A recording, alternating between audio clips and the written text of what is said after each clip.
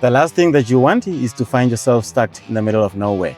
I'm going to show you guys a few gears on the four-wheel drive, how to get yourself out of any problem. I'm Pasi from Warthog. Let me take you through it. This is your four-wheel drive gear. It's on normal two wheels now. This is where you keep it when you're driving on a normal tarred road, a good solid gravel road.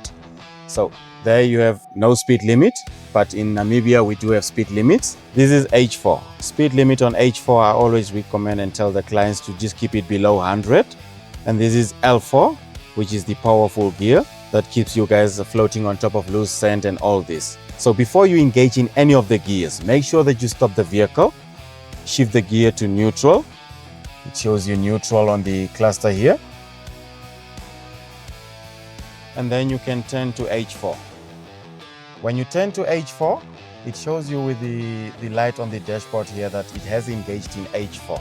H4 is basically used on gravel roads that are a bit loose and rocky surface and all that. If you have a gravel road that is a bit loose, your vehicle tends not to be stable on the gravel road.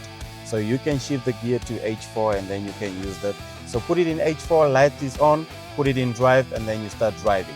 But make sure that you never use this on a tarred road. The next one that I'm going to show you is the L4. L4 is the one that is used in mud, loose sand, let's say like when you're going down to dead flay and you want to see the dead trees in Namibia. We have the last 5 section of the area there before you reach the dead valley. It's a bit of the desert, but not so much of sand, but it's a loose sand. So make sure that you stop the vehicle before you start the drive. Put it in neutral. It shows you on the cluster it's on neutral. And then you push and turn. It shows you with the 4L signal here on the cluster here, which means you have engaged. The speed limit on it is 40. So you do not drive with it more than 40, because if you go more than 40 kilometers an hour, it damages the drive shaft on the front of the vehicle, or because the vehicle itself is made on driving on the rear tires, which are on the rear axle. So it's a rear drive. So if you have these on L4 and you're trying to go more faster, it damages the front side of the vehicle, which is on the drive axle or the drive shaft on the front. To disengage the four-wheel drive, you need to make sure you stop the vehicle, you put it in neutral, and then you go gear by gear, going back to H2. When you have removed the L4, the 4L all goes away also on the cluster, and then you are left with H4. So you do the same again, turn it to H2, it goes away also.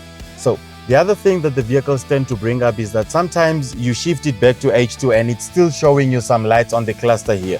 You can just move the vehicle, just put it in reverse, let it move a bit backwards, or you put it in drive and then you just let it move a bit frontwards. That is just trying to play with the gearbox so that the gears can disengage, so that it goes clear here. Because if you drive with the lights burning on the cluster here while you're on H2, it is showing you on the sensors on the front that it is still engaged.